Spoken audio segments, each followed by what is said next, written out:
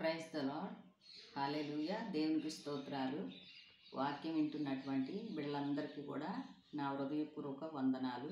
ఈరోజు బైబిల్ వాక్యంను మనం కొన్ని మాటలు ధ్యానించుకుందాము. మొదటిగా నేను తీసుకున్న వాక్యము 2వ కొరింథీ పత్రిక 6వ అధ్యాయము 1వ వచనములో ఏమనుందంటే, కాగా మేము ఆయన తోటి పనివారమై మీరు పొందిన కృపను వ్యర్థము చేయవద్దని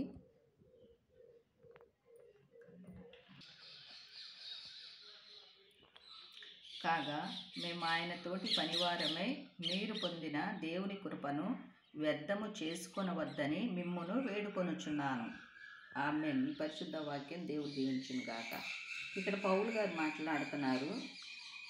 మేము ఆయన తోటి పనివారమై మేము చెప్తున్నాం మీకు ఏమనంటే, మీరు పొందిన దేవుని కృపను వ్యర్థము చేసుకోవద్దని పౌలు గారు చెప్తున్నారు.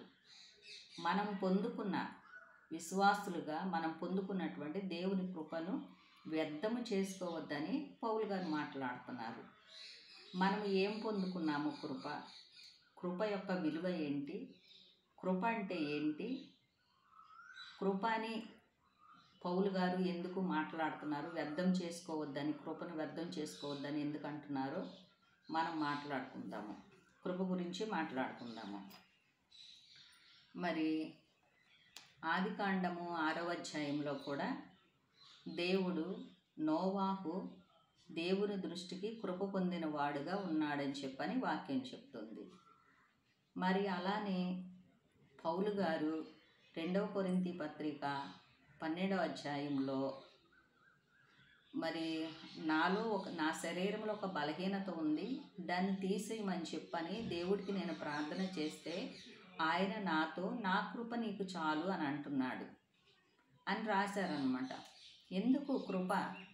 నా కృప నీకు చాలు అని చెప్పని దేవుడు మాట్లాడుతున్నాడు. నోవాహు గారు కృప పొందిన వాడాయని అని అంటున్నారు.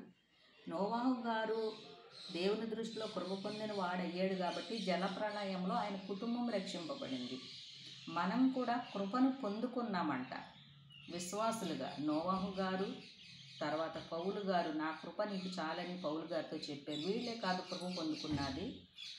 పౌలు గారు అంటున్నారు, దేవుని వలన మీరు పొందుకున్నటువంటి కృపను వ్యర్థం చేసుకోవద్దన్నారు. మనం కూడా ఎలా పొందుకున్నామంటే, యేసుక్రీస్తునందు విశ్వాసం ఉంచి యేసు ప్రభువు దేవుడని నోటుతో ఒప్పుకొని హృదయంలో విశ్వసించుటను బట్టి మనం రక్షింపబడ్డాము. ఆ రక్షింపబడమే దేవుని కృపను మనము పొందుకున్న వారమై ఉన్నాము. నోవాహు ఏ రీతిలో కృపకు పాత్రుడయ్యాడో అలానే మనము కూడా రక్షింపబడుటను బట్టి దేవుని యొక్క కృపకు పాత్రులమయ్యామన్నమాట. ఆ కృపను వ్యర్థం చేసుకోవద్దు అన్నాడు. ఎందుకు వ్యర్థం చేసుకోవద్దు అని అంటున్నాడంటే, అసలు కృప అంటే ఏంటో మనం చూద్దాము. కీర్తనల గ్రంథము 63వ అధ్యాయము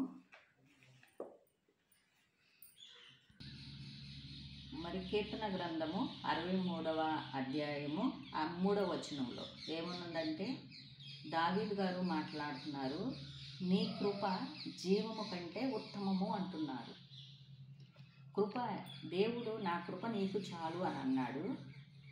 నోవాహు దేవుని కృప పొందుకున్న వాడయ్యాడు. అందుకని మీరు దేవుని కృపను వ్యర్థము చేయొద్దని విశ్వాసులతో మాట్లాడుతుంటే, మనకి కృప అంటే ఏం అర్థమవుతుంది? మీకేమో కానీ నాకైతే ఫస్ట్ నాకు అర్థం కాలేదు. ఎందుకంటే పౌలు గారు తీసేయమని చెప్పని అడుగుతుంటే నా కృప నీకు చాలా అంటున్నాడు ఏంటి? ఇంకా ఏదన్నా ఇవ్వచ్చు కదా, అడిగింది ఇవ్వచ్చు కదా, పౌలు గారికి ఆశీర్వాదం ఇవ్వచ్చు కదా, కృప అంటున్నారేంటి? కృపలో ఏముంది అని నేనైతే అనుకున్నాను. అప్పుడు నాకు దేవుడు జ్ఞానం ఇచ్చి కృప యొక్క విలువ తెలిసి ఆ కృప అంటే ఏంటో తెలియపరిచినటువంటిది 63వ కీర్తనలో 3వ వచనము. కృప అంటే ఏంటంటే, నీ కృప జీవము కంటే ఉత్తమము. దేవుని కృప జీవము కంటే ఉత్తమము. అందుకని దేవుని కృపను వ్యర్థము చేసుకోవద్దని పౌలు గారు మాట్లాడుతున్నారు అన్నమాట. అందుకనే దేవుడు కూడా నా కృప నీకు చాలు అంటున్నాడు అనమాట. అంటే కృప జీవము కంటే ఉత్తమం. అంటే జీవం అంటే బ్రతికి ఉన్న వాటిని జీవము కలిగినవి అని అంటాము. చచ్చిపోతే అవి జీవం లేనివి అంటారు. అంటే ప్రాణము కంటే విలువైనది కృప. అది అందుకనే ఆ కృప అంటే మనకు అసలు అర్థం కావట్లేదు. కృప యొక్క గొప్పతనం అర్థం కావట్లేదు. అందుకనే మనము దేవుని కృపకు పాత్రులం అవ్వాలి అని అంటే నోవాహు ఆ రోజుల్లో ఏ రీతిలో నీతిమంతుడుగా జీవించాడో ఆ రీతిలో మనము నీతిమంతులుగా జీవించాలి. అలానే కీర్తన గ్రంథంలో కృప అనే మాట ఎన్నిసార్లు ఉందంటే, మరి నేనైతే కీర్తన గ్రంథం అంతా కూడా చదివి ఎన్నిసార్లు ఉందని చెప్పని నేను రాశాను.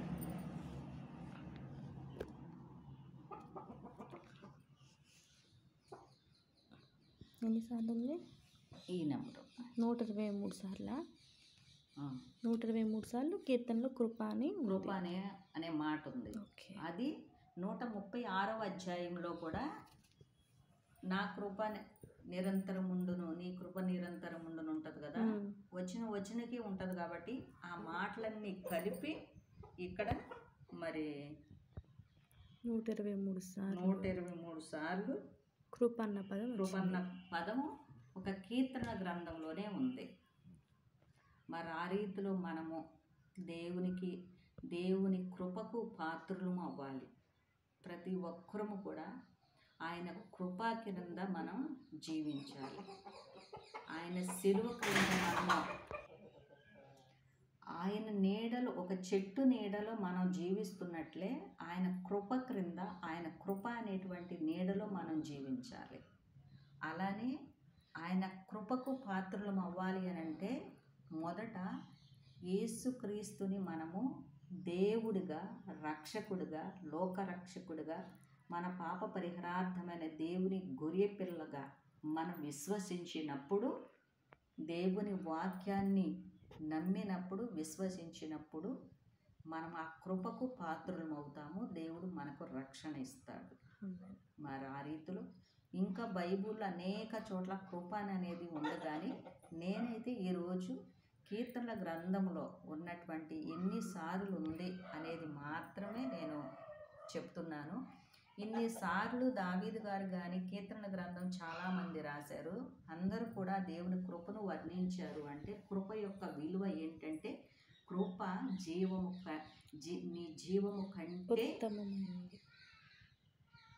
కంటే ఉత్తమమైనది. అది మనము ఆ కృపలో జీవిద్దాము. దేవుని కృప అంత విలువైనదని, ప్రాణము కంటే విలువైనదని. కృపే మనకి జీవము, కృపే మనకి ప్రాణము, కృపే మనకు ఆరోగ్యము, కృపే మనకు ఆయుష్. ప్రతీది కూడా కృపేనమాట. ఆయన కృప లేకుండా మనం ఏమీ చేయలేము. అందుకని ఆయన కృపకు పాత్రులము అవ్వాలి అని అంటే గనక యేసయ్యను విశ్వసించాలి, ఆయన అడుగు జాడల్లో నడవాలి, వాక్యానుసారంగా జీవించాలి. అట్టి భాగ్యం దేవుడు మనకు అనుగ్రహించును గాక. ఈ చిన్న వాక్యం దేవుడు దీవించును గాక. మీరందరూ కూడా ఈ యొక్క వాక్యాన్ని మరి వినండి. విని కీర్తనల గ్రంథం మీరు కూడా చదవండి. ఎన్నిసార్లు 136 అధ్యాయంలో వచనం కింద నా కృప నిరంతరం ఉండుననేది ఆ వాటితో కలిపి నేను రాశాను. మీరు కూడా రాసి, ఒకవేళ నేను ఏదన్నా మిస్ అవుతే, తప్పు లెక్కిస్తే మీరు కామెంట్ పెట్టండి. రోజు నేను ఏదో ఒక వాక్యము మీకు అందిస్తాను. మీరందరూ కూడా ఈ వాక్యాన్ని వినండి, లైక్ చేయండి, షేర్ చేయండి, సబ్స్క్రైబ్ చేసుకుని ప్రార్థించండి. దేవుడు మన అందరిని దీవించును గాక. ఆమేన్.